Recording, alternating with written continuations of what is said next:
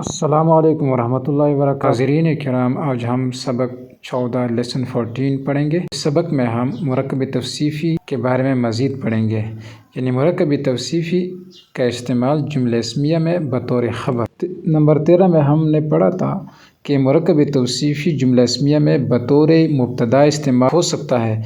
بالکل اسی طرح لیسن 14 میں یعنی سبق نمبر 14 میں بھی ہم پڑھیں گے کہ مرکب توصیفی جملہ اسمیہ میں بطور خبر بھی استعمال ہو سکتا ہے۔ آئیے سبق کی طرف۔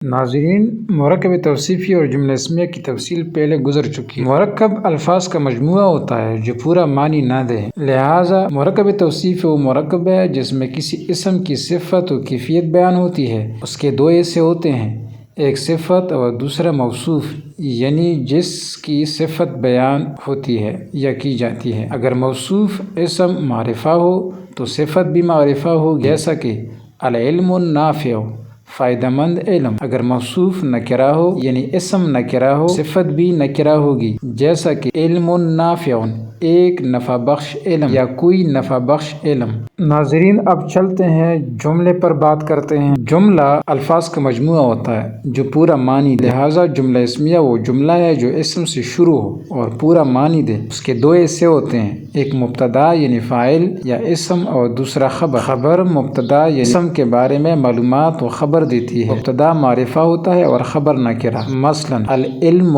نافع، علم نفع پہنچانے والا ہے، مبتدا معرفہ ہے اور خبر نکرہ ہے۔ ناظرین، یہ تھوڑا ریویژن ہو گیا، دہرائی ہو گئی۔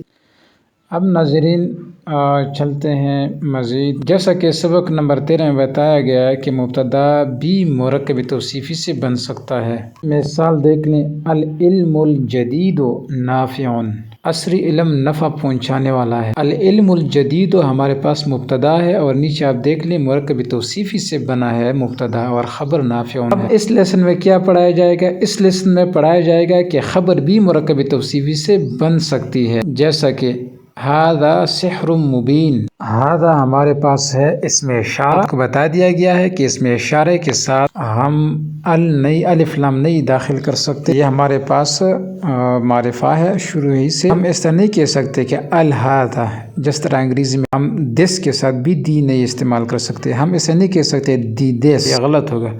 بالکل عربی میں بھی الف لام انگریزی کی طرح دی کی طرح کام کرتا ہے، یہاں پر بھی ھذا کے ساتھ ہم الف لام استعمال نہیں کر سکتے، یہ ہمارے پاس اسم اشارہ۔ ھذا یہ مبتدا ہوا، سحر مبین۔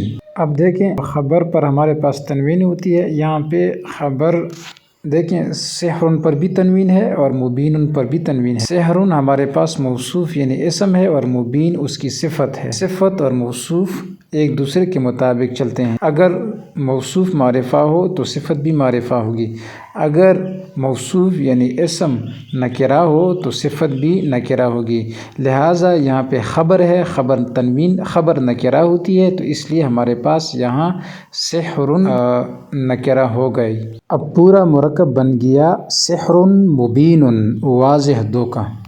یہ ہمارے پاس سورہ یونس آیت نمبر 76 ہے۔ اب مزید مثالوں کی طرف چلتے ہیں، قرآن سے لیتے ہیں۔ ہوا الہ واحد، وہ یعنی ہی ایک خدا ہے، الہ واحد خدا ایک خدا۔ ہوا خصیم، وہ جھگڑالو ہے، مبین کل، یعنی وہ ہی کل جھگڑالو ہے۔ خصیم مبین ہمارے پاس یہاں پہ خبر ہے، مرکب توصیفی صفت اور موصوف سے بنی ہے۔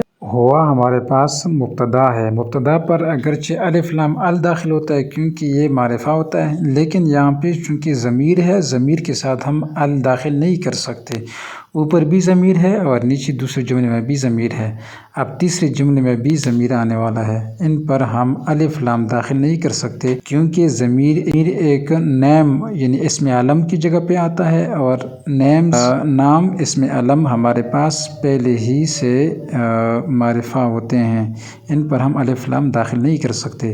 الف لام تو تب داخل ہوگا جب عام سے ہم خاص بنائیں گے، جیسا کہ آپ کو بتا دیا گیا ہے کہ الف لام عربی میں متبادل ہے انگریزی میں دی کا، جس طرح ہم دی پروناؤنس کے ساتھ استعمال نہیں کر سکتے، ہم اس طرح نہیں کہہ سکتے کہ دی ہی، دی دے، دیشی، بالکل اسی طرح ہم عربی میں بھی ہوا کے ساتھ الہوا نہیں کہہ سکتے، الف لام پر تفصیلاً گفتگو کرنے کا عرض اور مطلب یہ ہے کہ ہمارے پاس یہاں مبتدا معرفہ ہوتا ہے اور معرفے پر ہم الف لام داخل کرتے ہیں، لیکن یہاں پہ الف لام اس لیے داخل نہیں کیا گیا کیونکہ یہاں تمام ہمارے پاس ضمائر ہیں۔ تیسرا جملہ، انتم تم سب مرد، قوم مسرفون حد سے بڑھنے والے لوگ ہوں۔ یہاں پہ ہمارے پاس فون صفت ہے، جمع صفت ہے، آپ کو پڑھایا گیا ہے۔ قوم ہمارے پاس جمع ہے لیکن جمع مکسر ہے، جمع اقوام ہے، یہ جمع سالم کی طرح اونا کے ساتھ نہیں بنتا۔ اولئک وہ اس میں اشارہ ہے، those masculine and feminine دونوں کے لیے استعمال ہوتا ہے۔ فی حرف جر ہے ہمارے پاس، ضلال مبین کل گمراہی، یعنی وہ کل گمراہی میں۔ ہمارے پاس یہاں حرف جر سے خبر بن گئی ہے، آپ کو بتا دیا گیا ہے کہ خبر ہمارے پاس حرف جر سے بھی بن سکتا ہے۔ اب ضلال کے نیچے زیر فی کی وجہ سے آیا ہے اور مبین کے نیچے زیر ضلال کی وجہ سے آیا ہے، کیونکہ یہ صفت اور موصوف ایک دوسرے کے مطابق چلتے ہیں۔ ہم قوم طاعون، وہ سب مرد ایک سرکش قوم ہیں۔ قوم طاعون ہمارے پاس صفت اور موصوف ہے، قوم موصوف ہے اور اس کی صفت طاعون، یہ چونکہ جمع ہے اونا اس لیے اس کے ساتھ آیا ہے۔ قوم ہمارے پاس نکرہ ہے، خبر ہے، خبر ہمارے پاس مرکب توصیفی سے بن گئی ہے۔ قوم ہمارے پاس جمع مکسر ہے، جمع سالم اونا سے نہیں بنتا، اس کا جمع اقوام ہے۔